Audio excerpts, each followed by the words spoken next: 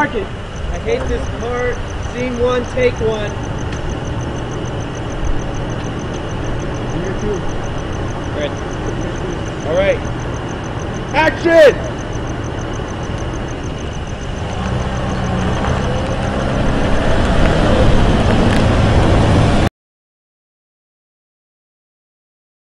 The story, it's a story about communication, it's a story about me, it's a story about people, family, girls, getting a job, it's a story about life. Come here. You apologize to me right now. Apologize. I'm sorry. Go inside and come down. I'm dragging you home because you shouldn't be on the road right now. Yeah, I'm fine. You're the one that's mad. Just go inside. Our story, it's called I Hate This Part. I like to describe it as a theatrical short film about a young man in his early adulthood and the trials and tribulations that, you know, one goes through when they're growing up and they're becoming an adult. Yeah, so when I decided to do this movie, I said, I need somebody that can accurately play me, so I called up Channing Tatum, and he was busy, so I went with the next best person, Emmanuel Franco. I worked very closely with Chris. He was my director, and he actually wrote the screenplay. It actually came from his own personal experience. Great guy, man. He was very helpful when it came to having us actors get into the moment, to that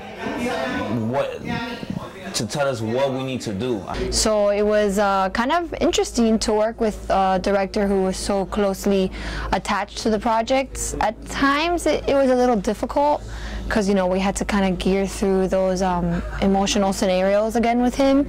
But at the same time, since the characters were so real, it kind of gave us more motivation to make our movie, you know, more believable. I feel privileged to play Chris. You know, I have great actors with me, and I feel like we're gonna do a real good job with this. I'm real excited about this. Just the struggles of life of a boy, not one boy in specific, just overall what boys at that age go through. Emmanuel, I call him Manny Franco. Well, we had to build a little bit of chemistry in order to make the scenes and the parts work. We talked, we got to know each other a little bit, and it's all about the chemistry and how we made things work. I really like working with him. I thought he had a natural essence to him. We just worked it all around, and I think it worked out perfectly because he was somebody we were able to work with a lot. I was able to talk with him. I was able to actually allow him like intimate access in order to understand the character, and he's been there and he's been a great help, and everybody loves him, loves working with him. Hi, Allison Roque. I'm the producer for I Hate This Part. Allison's the best producer by far. I think she's done an incredible job on everything. This movie would not be anywhere it is right now if it wasn't for Allison. Very professional. She's the best. Oh, Allison was awesome. Allison, she's great. Anything you need, you talk to Allison and she'll have it for you. Well, it was a dad that he was not angry at the beginning with his son, but his son little by little started to give him attitude.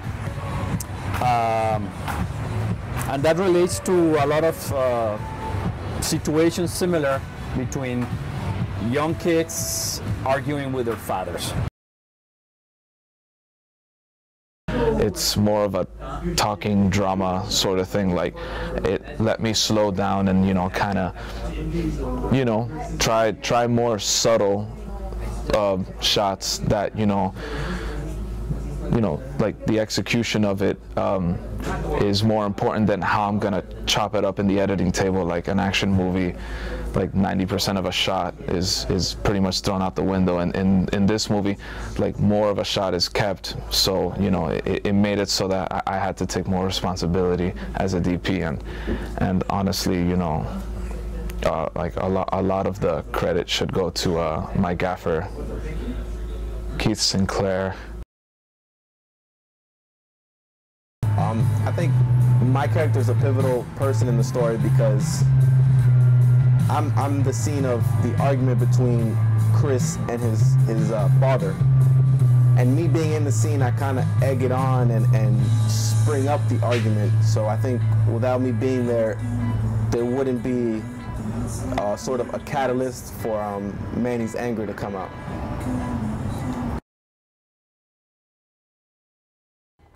My work, well, I'm the production designer, so I pretty much have to take care of all the little details that we forget. I have to dress the mood of every character. I have to pretty much visually deliver the idea that Chris wants us to deliver. And takes dedication and time, and just observe what's going on and talk to your director and just be a part of the team. Well, my role was very interesting. I didn't have many lines, but it was all about like the physical part. And I thought it was really interesting how everything worked out. I was very emotional, and the crew that I was working with was awesome. They're great. The reason I think people should see my movie is because my movie really is something very truthful. It's something that I feel a lot of people have been through. It deals with family issues, it deals with love issues, it deals with work issues, and it deals with communication, and it's something that everybody can improve on. It's something that everybody has a problem with, and when you don't know what to do or you have a problem in your life, it's probably due to communication. And I think besides all those things that that people could benefit from, it's also a very entertaining movie, and it's a movie that really it takes your attention, and it takes you on a ride through different emotions, and it makes you feel things. And I think it's just a good time, and it's not so long that it's gonna take over your day. It's just gonna be something that you're gonna watch and you should remember, you know. Alright guys, so I hate this part. It's coming. It's a very powerful movie. It's a truthful movie.